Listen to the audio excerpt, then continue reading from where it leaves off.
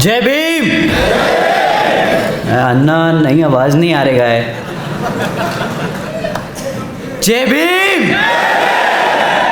जय भीम, जय भीम।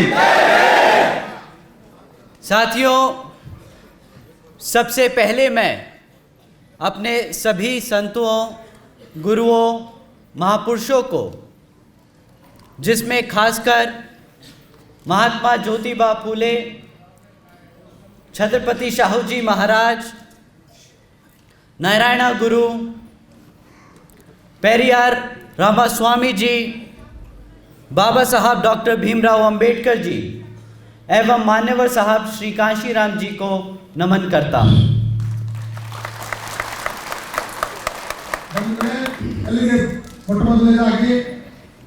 ಈ ಸಮಯಕ್ಕೆ ಉಳಿದಂಥ ಸಂತರು, ಗುರುಗಳು, ಮಹಾಪುರುಷರು, ಅವರಿಗೆ ವಿಶೇಷವಾಗಿ ಮಹಾತ್ಮ ಜ್ಯೋತಿಬಾ ಫುಲೆ, ಛತ್ರಪತಿ ಶಾಹು ಮಹಾರಾಜ್, ನಾಲ್ಕು ಕೃಷ್ಣರಾಜ ಒಡೆಯರ್, ನಾರಾಯಣ ಗುರು, ತಂದೆ ಪೆರಿಯಾರ್ ಹಾಗೂ ಬಾಬಾ ಸಾಹೇಬ್ ಡಾಕ್ಟರ್ ಅಂಬೇಡ್ಕರ್ ಮತ್ತು ಇವರೆಲ್ಲರ ಚಳವಳಿಯನ್ನು ಮುನ್ನಡೆಸಿದಂಥ ಮಾನ್ಯ ಕಾಂಶಿರಾಮ್ ಸಾಹೇಬರ ಪಾದಚರಣೆಗಳಿಗೆ ನನ್ನ ನಮನಗಳನ್ನು ಸಲ್ಲಿಸ್ತಾ ಇದ್ದೀನಿ. मान्यवर साहब श्री कांशीराम जी के विचारों को देश के कोने कोने तक ले जाने वाली और सर्व समाज को शासन, प्रशासन व अनुशासन का उदाहरण दिखाने वाली उनकी एकमात्र उत्तराधिकारी हमारी आदरणीय बहन कुमारी मायावती जी ही हैं।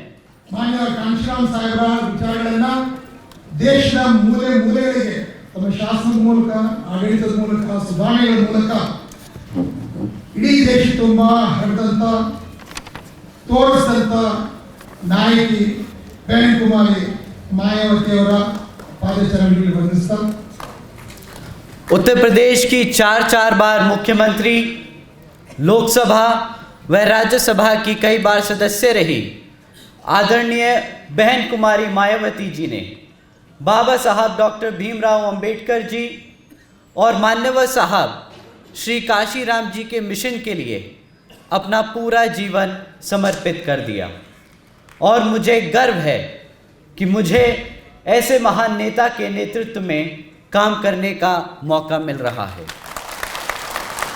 उत्तर प्रदेश का मुख्यमंत्री 4 बारी लोकसभा सदस्यराಗಿ, राज्यसभा सदस्यರಾಗಿ ಹಾಗೂ ಅನೇಕ ಬಾರಿ ಈ ಎಲ್ಲ ಸ್ಥಾನಗಳನ್ನು ಹೊಂದಿದಂಥ ವಿಧಾನಸಭಾ ಸದಸ್ಯರು ಆಗಿದ್ದಂಥ ಬಹನ್ ಕುಮಾರಿ ಮಾಯಾವತಿ ಜಿಯವರು ಬಾಬಾ ಸಾಹೇಬ್ ಅಂಬೇಡ್ಕರ್ ಹಾಗೂ ಮಾನ್ಯ ಕಾಂಶಿರಾಮ್ ಸಾಹೇಬರ ಚಳವಳಿಯ ಮಿಷನ್ ಅತ್ಯಂತ ಸಮರ್ಥವಾಗಿ ಮುನ್ನಡೆಸ್ತಾ ಇದ್ದಾರೆ. ಅಂತಹ ಒಬ್ಬ ಸಮರ್ಥ ನಾಯಕಿಯ ಪರವಾಗಿ ನಾನಿವತ್ತು ನಿಮ್ಮೆಲ್ಲರ ಮುಂದೆ ನಿಂತಿರೋದು ನನಗೆ ಬಹಳ ಹೆಮ್ಮೆ ಅನಿಸ್ತದೆ, ಹಾಗೆಯೇ ನನಗೆ ಬಹಳ ಸಂತೋಷ ಕೂಡ ಆಗ್ತಾ ಇದೆ.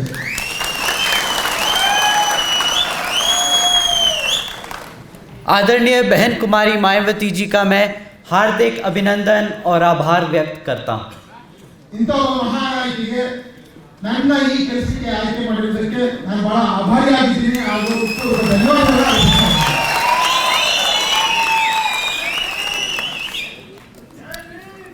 आज कर्नाटक प्रदेश की इस पावन धरती पर खड़े होकर आप सबके सामने अपनी बात रखने का जो सौभाग्य मुझे मिल रहा है, तो इसके लिए मैं आप सभी का तहे दिल से आभार व्यक्त करता हूँ।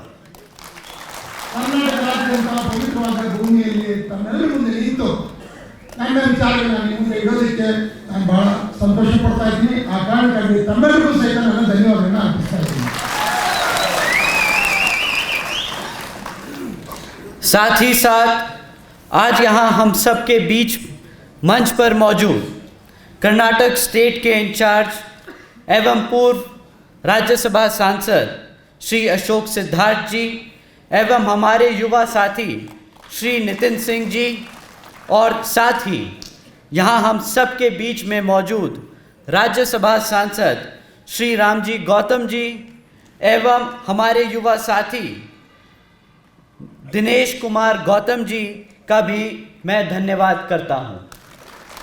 ಅದೇ ರೀತಿ ಕರ್ನಾಟಕ ರಾಜ್ಯದ ಉಸ್ತುವಾರಿಯಾಗಿ ಅನೇಕ ವರ್ಷಗಳ ಕಾಲ ಇದ್ದಂಥ ರಾಷ್ಟ್ರೀಯ ಪ್ರಧಾನ ಕಾರ್ಯದರ್ಶಿಗಳು ಹಾಗೇನೆ ಮಾಜಿ ರಾಜ್ಯಸಭಾ ಸದಸ್ಯರಾಗಿರ್ತಕ್ಕಂಥ ಡಾಕ್ಟರ್ ಅಶೋಕ್ ಸಿದ್ಧಾರ್ಥ ಜಿ ಅವರೇ, ಹಾಗೇನೆ ಹಾಲಿ ಸಂಸದರಾಗಿರ್ತಕ್ಕಂಥ ರಾಮ್ಜಿ ಗೌತಮ್ ಅವರೇ, ಮತ್ತೊಬ್ಬ ರಾಜ್ಯ ಸಂಯೋಜಕರಾದಂಥ ನಿತಿನ್ ಸಿಂಗ್ ಅವರೇ, ಮತ್ತೊಬ್ಬ ರಾಜ್ಯ ಸಂಯೋಜಕರಾದಂಥ ದಿನೇಶ್ ಗೌತಮ್ ಜಿ ಅವರೇ, ಎಲ್ಲರಿಗೂ ಸಹಿತ ನಾನು ಆಭಾರಿಯಾಗಿದ್ದೇನೆ.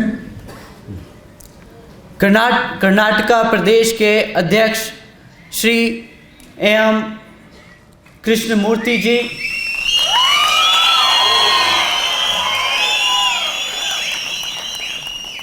प्रदेश उपाध्यक्ष Shri K B Basu ji, state coordinators Shri M Muniyappa जी,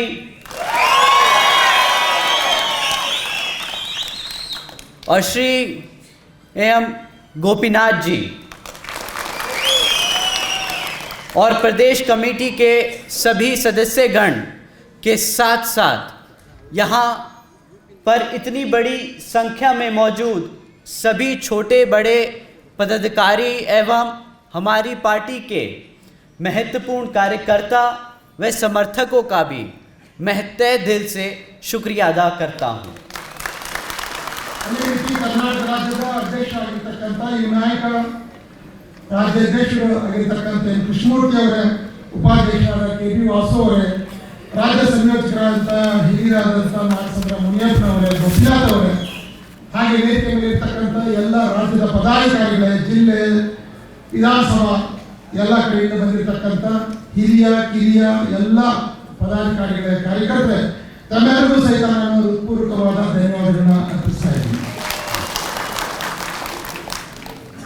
आज मैं आपसे अपने एक दिल की बात कहना चाहता हूँ, अगर आप इजाजत दे तो कहूँ?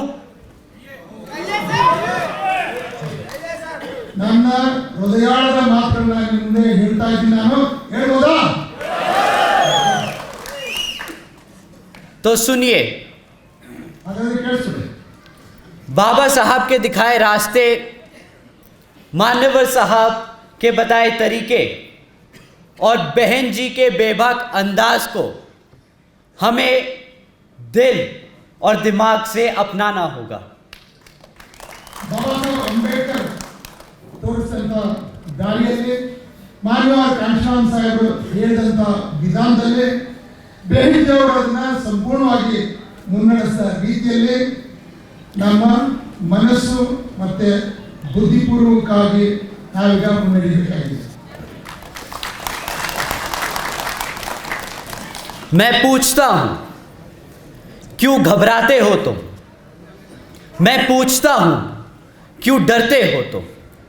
अरे जब तुम्हारे सिर पर उस शेरनी का हाथ है तो क्यों कमजोर महसूस करते हो तुम?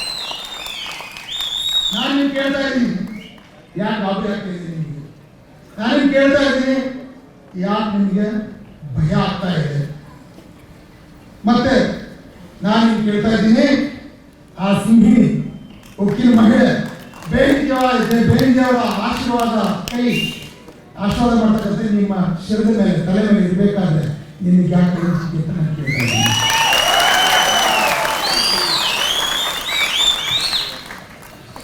अरे बहुजन समाज से हो, बहुजन समाज से कभी ना झुकना, कभी ना रुकना, अपनी जिंदगी को अपनी शर्तों पे जीने वाले हो तुम।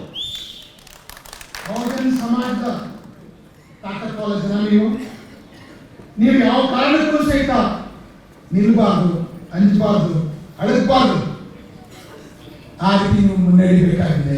ಯಾಕಂದ್ರೆ ಬೆಹೆಟ್ಟಿಯವರ ನಾಯಕತ್ವ ನೀವು ಮುಂದೆ ಇದೆ. वो कहते हैं ना कि अगर किसी चीज़ की लत लग जाए तो वो आदमी की पहचान बन जाती है। तो आज मैं कहता हूँ कि बना लो ये पहचान एक निडर समाज की, एक ताकतवर समाज की, एक मजबूत बहुजन समाज की।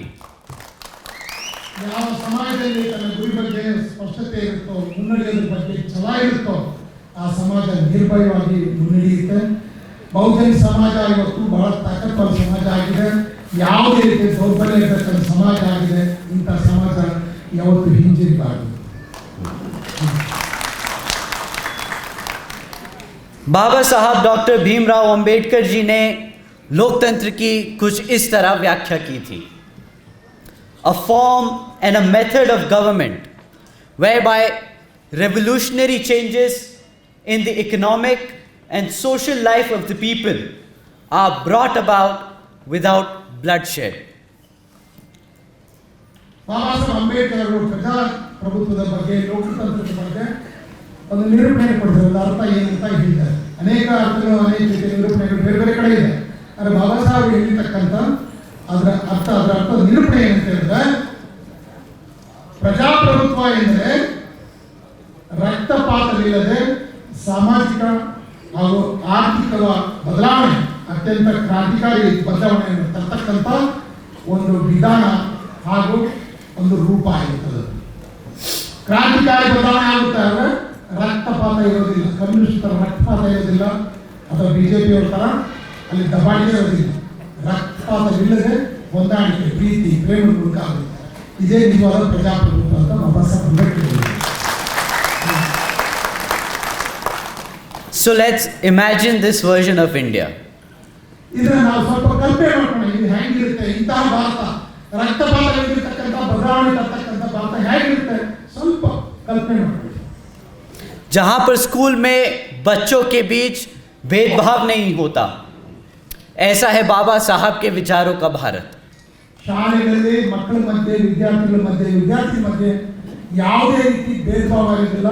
ಇದು ಬಾಬಾ ಸಾಹೇಬ್ ಅಂಬೇಡ್ಕರ್ ಕಲ್ಪನೆಯ ಭಾರತ. जहाँ पर महिलाओं पर अत्याचार नहीं होता, ऐसा है बाबा साहब के विचारों का भारत. ಎಲ್ಲಿ ಮಹಿಳೆಯರ ಮೇಲೆ ಅತ್ಯಾಚಾರ ನಡೆಯೋದಿಲ್ಲ, ಎಲ್ಲಿ ಮಹಿಳೆಯರಿಗೆ ಸಮಾನವಾದ ಅವಕಾಶ ಇರುತ್ತೋ, ಅದು ಬಾಬಾ ಸಾಹೇಬ್ ಅಂಬೇಡ್ಕರ್ ಕಲ್ಪನೆಯ ಭಾರತ. जहाँ पर आपका प्रमोशन आपकी जाति देखकर नहीं, आपकी काबिलियत पर होता है, ऐसा है बाबा साहब के विचारों का भारत. ಯಾವ ದೇಶದಲ್ಲಿ ನಿಮ್ಮ ಉನ್ನತಿ, ನಿಮ್ಮ ಪ್ರಗತಿ ನಿಮ್ಮ ಜಾತಿ ಮೇಲೆ ಆಗುವುದಿಲ್ಲ, ನಿಮ್ಮ ಸಾಮರ್ಥ್ಯದ ಮೇಲೆ, ನಿಮ್ಮ ಸಾಮರ್ಥ್ಯದ ಮೇಲೆ ಎಲ್ಲಿ ನಿಮ್ಮ ಉನ್ನತಿ, ನಿಮ್ಮ ಪ್ರಗತಿ ಇರುತ್ತಲ್ಲ, ಅದು ಭಾರತದ ಬಾಬಾ ಸಾಹೇಬ್ ಅಂಬೇಡ್ಕರ್ ಕಲ್ಪನೆಯ ಭಾರತ ಆಗಿದೆ. जहाँ पर हर जाति और धर्म को बराबर का सम्मान मिले, ऐसा है बाबा साहब के विचारों का भारत. ಇಲ್ಲಿರ್ತಕ್ಕಂಥ ಎಲ್ಲ ಜಾತಿ, ಧರ್ಮ, ಜನಾಂಗಗಳಿಗೆ ಸಮಾನವಾದ ಅವಕಾಶ ಇರುತ್ತೆ, ಅದು ಬಾಬಾ ಸಾಹೇಬ್ ಅಂಬೇಡ್ಕರ್ ಕಲ್ಪನೆಯ Bharat. Baba Sahab Dr. Bhimrao Ambedkar ji believed in an India where women had the same rights as men. But sadly, we don't live in Baba Sahab's version of India. Baba Saheb Ambedkar ಕಲ್ಪನೆಯ ಭಾರತದಲ್ಲಿ ಪುರುಷರಿಗೆ ಎಷ್ಟು ಅವಕಾಶಗಳು, ಹಕ್ಕುಗಳಿರುತ್ತೋ ಅಷ್ಟೇ ಅವಕಾಶಗಳು, ಹಕ್ಕು ಹೆಣ್ಮಕ್ಳಿಗೂ ಸಹಿತ ಇರುತ್ತೆ, ಮಹಿಳೆಯರಿಗೂ ಇರುತ್ತೆ. ಆದರೆ ದುರಂತ ಏನಂತ ಹೇಳಿದ್ರೆ, ಅಂತಹ ಭಾರತದಲ್ಲಿ ನಾವು ಇವತ್ತು ಬದುಕಿಲ್ಲ. ಇವತ್ತಿನ ಭಾರತ ಆ ರೀತಿ ಇಲ್ಲ. ಬಾಬಾ ಸಾಹೇಬ್ ಅಂಬೇಡ್ಕರ್ ಕಲ್ಪನೆಯ ಭಾರತದಲ್ಲಿ ನಾವಿಲ್ಲ ಈಗ. हकीकत तो ये है कि आज यहाँ कर्नाटक में जो बीजेपी की सरकार चल रही है वह जनता और बहुजन समाज विरोधी है. ಇವತ್ತಿನ ವಾಸ್ತವಾಂಶ ಅಂತ ಹೇಳಿದ್ರೆ ಇಲ್ಲಿನ ಸರ್ಕಾರ, ರಾಜ್ಯ ಸರ್ಕಾರ, ಬಿಜೆಪಿ ಸರ್ಕಾರ, ಈ ಬಿಜೆಪಿ ಸರ್ಕಾರ ಇಲ್ಲಿ ಜನವಿರೋಧಿ ಆಗಿದೆ. ಬಹಳ ಮುಖ್ಯ ಬಹುಜನ ವಿರೋಧಿ ಸರ್ಕಾರ ಮತ್ತೆ ವ್ಯವಸ್ಥೆ ಇವತ್ತಿದೆ. ಇದು ನಮ್ಮ ದೊಡ್ಡ. जहां पर भाजपा सरकार ने prevention of slaughter and preservation of cattle act लागू किया, उसी भाजपा की सरकार के दौरान 40,000 से ज़्यादा बहन बेटियों पर अत्याचार के केस दर्ज किए गए. ಈ ಬಿಜೆಪಿ ಸರ್ಕಾರದಲ್ಲಿ ಇವತ್ತಿನ ಅವಧಿಯಲ್ಲಿ ಗೋಹತ್ಯೆ ನಿಷೇಧವನ್ನು ಕಾಯ್ದೆಯನ್ನು ಜಾರಿ ಮಾಡಿದ್ದಾರೆ. ಗೋಮಾತಾ ರಕ್ಷಣೆ ಮಾಡೋದಕ್ಕೆ ಇವರು ತುದಿಗಾಲ ಮೇಲಿದ್ದಾರೆ, ಅದಕ್ಕಾಗಿ ಬದಲಾಗಿದ್ದಾರೆ. ಆದರೆ ಇದೇ ಭಾಗದಲ್ಲಿ ನಿಜವಾದ ಮಾತೆಯರಿದ್ದಾರಲ್ಲ, ಮಹಿಳೆಯರಿದ್ದಾರಲ್ಲ, ಅವರು 40,000 ಮಹಿಳೆಯರು ಪ್ರತಿ ವರ್ಷ ಅವ್ರ ಮೇಲೆ ಅತ್ಯಾಚಾರ ನಡೀತಾ ಇದೆ. शायद भाजपा की सरकार के लिए हमारी बहन बेटियों की जान की कीमत जानवरों से भी कम है. ಈ ಬಿಜೆಪಿ ಸರ್ಕಾರದಲ್ಲಿ ದನ ಕರುಗಳಿಗೆ ಇರ್ತಕ್ಕಂಥ ಮರ್ಯಾದೆ ಹೆಣ್ಮಕ್ಳಿಗಿಲ್ಲ.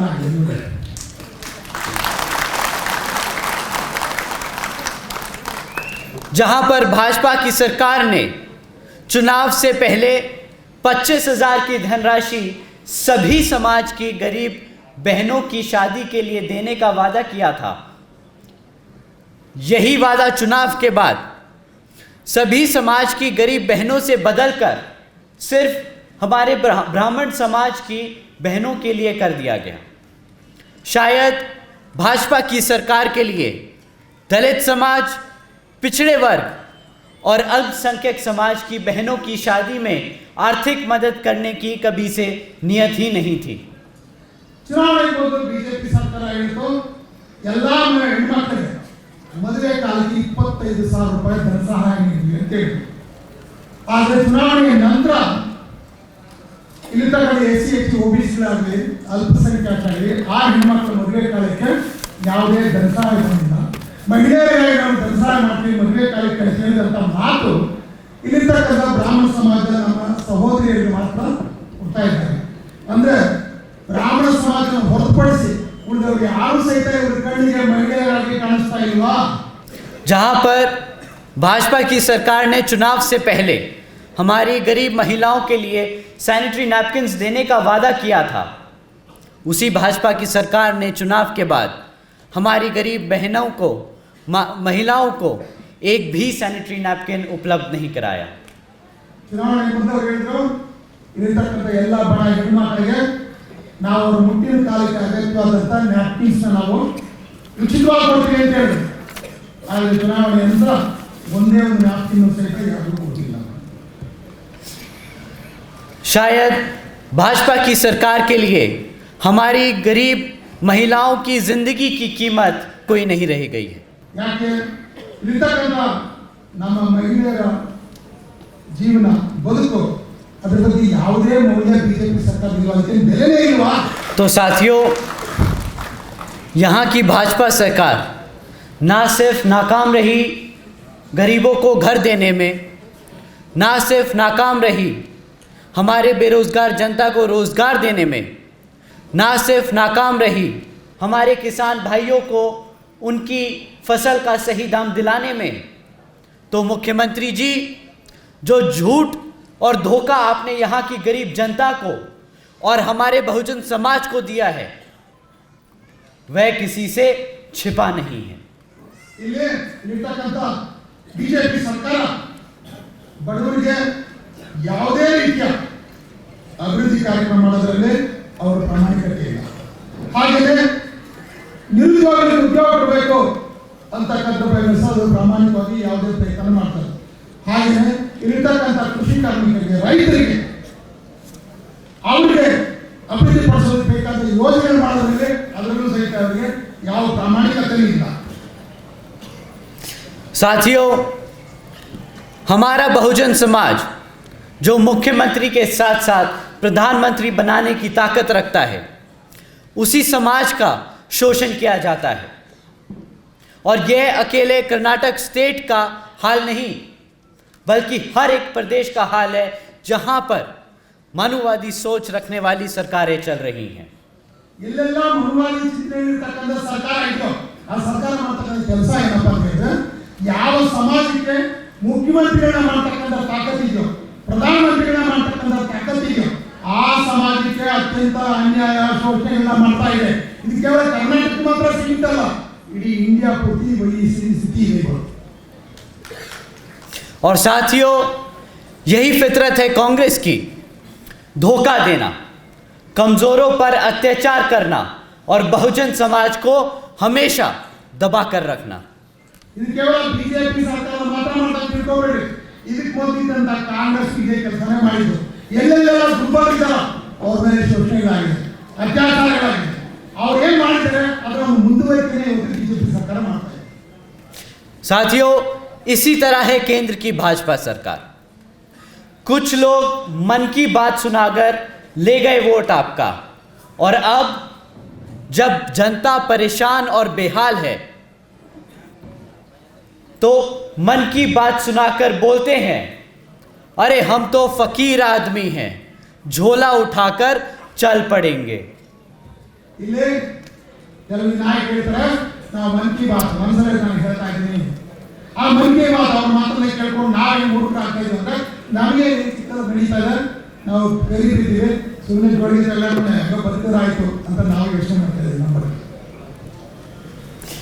केंद्र की सरकार का वादा 10 करोड़ नौकरी देने का, केंद्र की सरकार का वादा महंगाई कम करने का, केंद्र की सरकार का वादा गरीबी खत्म करने का। ಈ ಕೇಂದ್ರ ಸರ್ಕಾರ ಅನೇಕ ಆಶ್ವಾಸನೆಗಳನ್ನು ಕೊಟ್ಟಿದೆ. ಅಲ್ಲಿ ಪ್ರಮುಖವಾಗಿ ಅಂದರೆ ಪ್ರತಿ ವರ್ಷ 10 ಕೋಟಿ ಕೆಲಸಗಳನ್ನ ನಾನು ಸೃಷ್ಟಿ ಮಾಡ್ತೀನಿ ಅಂತ ಹೇಳಿದ್ರು. 10 ಕೋಟಿ ಪ್ರತಿ ವರ್ಷ. ಹಾಗೆಯೇ ಇಲ್ಲಿ ತಕ್ಕಂಥ ಬೆಲೆ ಏರಿಕೆಯನ್ನು ಕಡಿಮೆ ಮಾಡ್ತೀನಿ ಅಂತ ಆಶ್ವಾಸನೆ ಕೊಟ್ಟರು. ಬಡತನ ನಿರ್ಮೂಲನೆ ಮಾಡ್ತೀನಿ ಅಂತ ಆಶ್ವಾಸನೆ ಕೊಟ್ಟರು. ಕೇಂದ್ರ ಸರ್ಕಾರ ಮಾಡಿದಂಥ ಕೆಲಸ ಅದೇನು ಹೇಳ್ತಾರೆ ನೋಡಿ. क्या यहाँ बैठे मेरे साथियों की लग गई नौकरियां?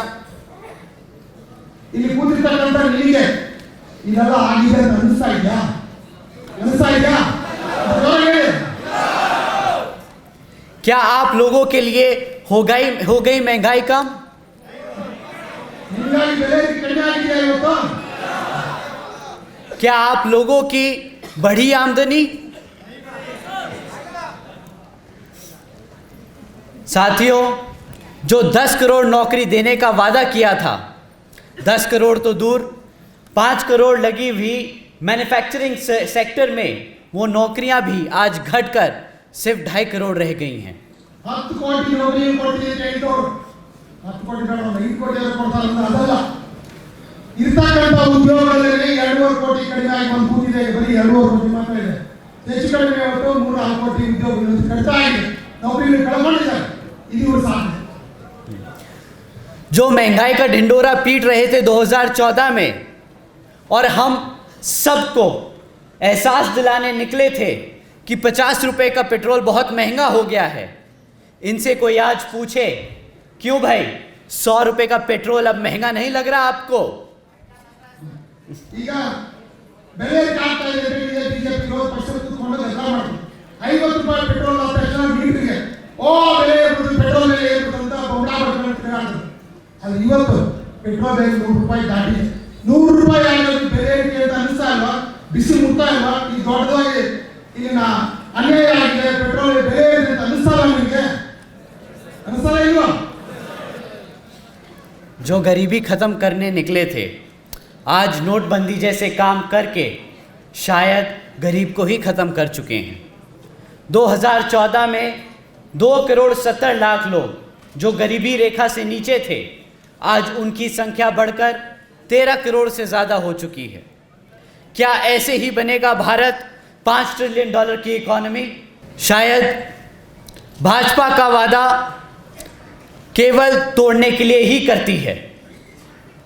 मैं अगर सही समझता हूँ तो केंद्र की सरकार को बहुजन समाज को मुफ्त में राशन देने की योजना चलाने की वजह हमारे समाज को हमें अपने पैरों पर खड़ा होने के अवसर देने चाहिए।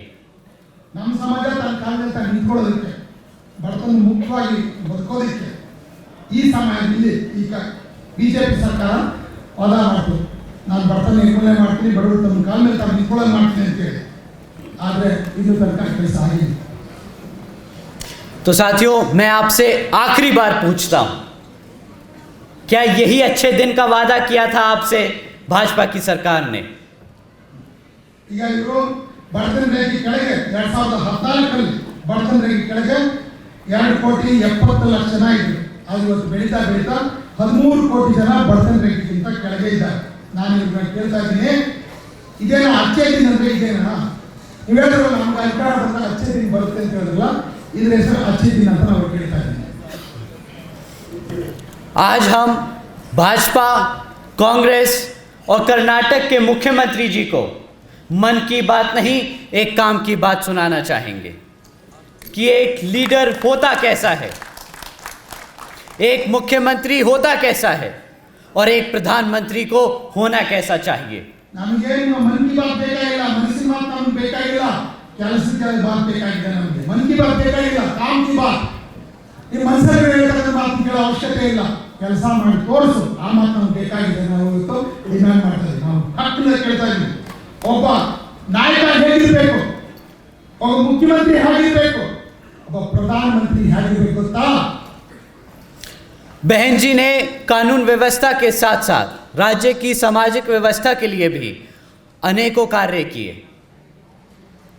ಬಹನ್ ಕುಮಾರಿ ಮಾಯಾವತಿ ಅವರು ಕಾನೂನು ಸುವ್ಯವಸ್ಥೆ, ಲಾ ಅಂಡ್ ಆರ್ಡರ್ ಅದನ್ನ ಸರಿ ಮಾಡೋದ್ರ ಜೊತೆಗೆ ರಾಜ್ಯದಲ್ಲಿ ಸಾಮಾಜಿಕ ಪರಿವರ್ತನೆ ತಂದ್ರು, ಸಾಮಾಜಿಕ ಬದಲಾವಣೆ ತಂದ್ರು, ಅನೇಕ ಕೆಲಸಗಳನ್ನ ಮಾಡಿದ್ರು. बहन जी ने देश में पहली बार सरकारी कॉलेजेस के स्टूडेंट हॉस्टल्स में अन्य पिछड़े वर्गों के छात्रों के लिए 27% आरक्षण की व्यवस्था तय की. ಬಹನ್ ಜಿ ಅಧಿಕಾರ ಕಾಲದಲ್ಲಿ ಹಿಂದೂ ಸಮಾಜ ಸೇರಿದಂತ ವಿದ್ಯಾರ್ಥಿಗಳಿಗೆ 27% ಮೀಸಲಾತಿಯನ್ನು ತಂದ್ರು, ಹಾಸ್ಟೆಲ್ಸ್ ವಿದ್ಯಾರ್ಥಿ ನಿಲಯಗಳನ್ನ ಪ್ರಾರಂಭ ಮಾಡಿದ್ರು. बहन जी ने हमारे सभी संतों, गुरुओं और महापुरुषों के सम्मान के लिए जिले और यूनिवर्सिटीज़ के नाम रखे, जैसे गौतम बुद्ध यूनिवर्सिटी, अंबेडकर यूनिवर्सिटी, छत्रपति शाहू जी महाराज यूनिवर्सिटी, महात्मा ज्योतिबा फूले नगर, महामाया नगर, संत कवि नगर एवं गौतम बुद्ध नगर. ಬಹನ್ ಜಿ ಅವರು ತಮ್ಮ ಅಧಿಕಾರ ಅವಧಿಯ ಕಾಲದಲ್ಲಿ ನಮ್ಮ ಸಮಾಜದ ಮಹಾಪುರುಷರು, ಮಹಾಮಾತೆಯರಿಗೆ ಗೌರವ ಸಲ್ಲಿಸುವ ಸಲುವಾಗಿ ಅನೇಕ ವಿಶ್ವವಿದ್ಯಾಲಯಗಳಿಗೆ, ನಗರಗಳಿಗೆ ಅವರ ಹೆಸರನ್ನ ಇಟ್ಟರು.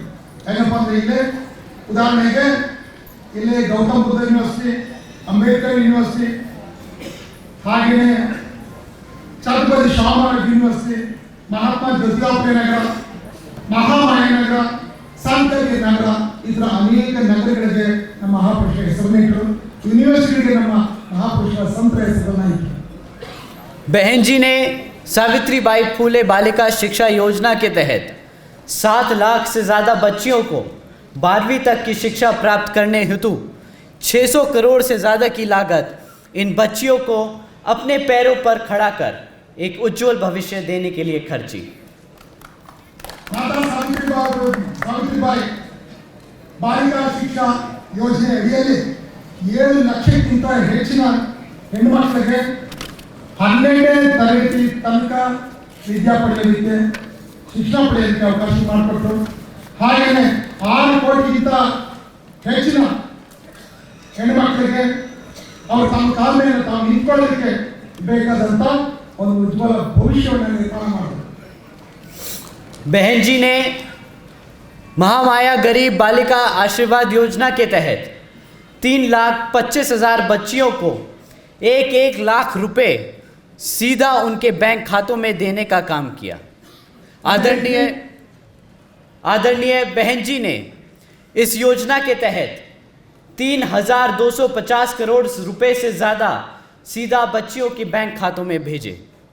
ಅದೇ ರೀತಿ 3,25,000 ಬಡ ಹೆಣ್ಣುಮಕ್ಕಳಿಗೆ ಪ್ರತಿಯೊಬ್ಬರು 1 ಲಕ್ಷ ನೇರವಾಗಿ ಅವರ ಕೈಗೆ ತಲುಪೋ ಹಾಗೆ ಅವರ ಬ್ಯಾಂಕ್ ಖಾತೆಯಲ್ಲಿ ಹಾಕಿದ್ರು. ಇದರ ಅಡಿಯಲ್ಲಿ ಈ ಹೆಣ್ಮಕ್ಳಿಗೆ 3,250 ಕೋಟಿ ರೂಪಾಯಿಗಿಂತ ಹೆಚ್ಚಿನ ಹಣವನ್ನು ಅವರ ಬ್ಯಾಂಕ್ ಖಾತೆಗೆ ನೇರವಾಗಿ ವರ್ಗಾವಣೆ ಮಾಡಿದ್ರು. भारतीय जनता पार्टी की तरह हम 20 लाख रुपए देने का ढिंडोरा नहीं पीटते और ना ही हम खोखली योजनाएं चलाते हैं, बेटी बचाओ बेटी पढ़ाओ जैसी। ಈ ಬಿಜೆಪಿ ಅವರು ಗೋಲ್ಡ್ ಭರವಸೆಯನ್ನ ಟೋಲ್ ಭರವಸೆಯನ್ನು ಕೊಡ್ತಾ ಇದ್ದಾರೆ. ನಾವು ಬೇಟಿ ಬಚಾओ ಬೇಟಿ ಪಢಾओ ಅಂತಕ್ಕಂಥ ಒಂದು ಘೋಷಣೆ, ಬರೀ ಘೋಷಣೆ ಅಷ್ಟೇ. ಆ ಘೋಷಣೆ ಬಿಟ್ಟು ಏನು ಕಾರ್ಯ ಬಿಡ್ತಾರೆ ಏನೂ ಇಲ್ಲ. ಅವ್ರ ತರ ನಾವು ದಂಧ ಮಾಡ್ತಾ ಇದ್ದೀವಿ. ನಾವು ಏನು ಮಾಡ್ತಾ ಇದ್ದೀವಿ ಅದನ್ನ ನಾವು ಹೇಳ್ತಾ ಇಲ್ಲ. ನಾವು ಮಾಡುವಂಥ ಕೆಲಸ, ಬೇಟಿ ಮಾಡುವಂಥ ಕೆಲಸ, ಆ ಕೆಲಸ ಮಾತಾಡ್ತಾ ಇದ್ದೀವಿ. ಬೇಟಿ ಮಾಡಿದ ಸಾಧನೆ ಮಾತಾಡ್ತಾ ಇದ್ದೀವಿ, ಮಾತಲ್ಲ. ಅಲ್ಲಿ ಬಿಜೆಪಿ ಅವರು ಭಾಷಣ ದೊಡ್ಡದಾಗಿದೆ, ಘೋಷಣೆಗಳು ದೊಡ್ಡದಾಗಿದೆ, ಯೋಜನೆಗಳು ದೊಡ್ಡದಾಗಿದೆ, ಆದರೆ ಕಾರ್ಯದಲ್ಲಿ ಯಾವುದೂ ಇಲ್ಲ. हमारी आदरणीय बहन जी ने कार्य करके दिखाए। आदरणीय बहन जी ने अपने शासनकाल में 12,500 करोड़ की लागत से हमारे SC, ST, OBC व आदिवासी समाज के 3,50,000 से ज़्यादा परिवारों को महामाया आवास योजना के तहत अपना खुद का घर दिया। ನಮ್ಮ ಶಾಸನಕಾಲದಲ್ಲಿ ತಮ್ಮ ಅಧಿಕಾರದ ಅವಧಿಯಲ್ಲಿ ಬಹಣಿಯವರ ಅಧಿಕಾರದ ಅವಧಿಯಲ್ಲಿ 12,500 ಕೋಟಿಗಿಂತ ಹೆಚ್ಚಿನ ಸಂಖ್ಯೆಯಲ್ಲಿ SC, ST, OBC ಮತ್ತು ಮುಸ್ಲಿಂ, ಕ್ರೈಸ್ತ, ಬೌದ್ಧ ಸಮಾಜಕ್ಕೆ ಸೇರಿದಂತ 3,50,000ಕ್ಕಿಂತ ಹೆಚ್ಚಿನ ಕುಟುಂಬಗಳಿಗೆ ಸ್ವಂತ ಅವರಿಗೆ ತಮ್ಮದೇ ಮನೆಯನ್ನ ಬೇಣಿಜಿಯವರು ಕೊಟ್ಟಿದ್ದಾರೆ. ಇದನ್ನು ನಾವು ಯಾರು ಘೋಷಣೆ ಮಾಡ್ಕೊಂಡಿಲ್ಲ, ಅದು ವಾಸ್ತವಾಂಶ ಇದೆ. आदरणीय बहन जी ने अपने शासनकाल में 2,60,000 भूविहीन परिवारों को 1,45,000 एकड़ से ज़्यादा ज़मीन का मालिकाना हक दिलाया।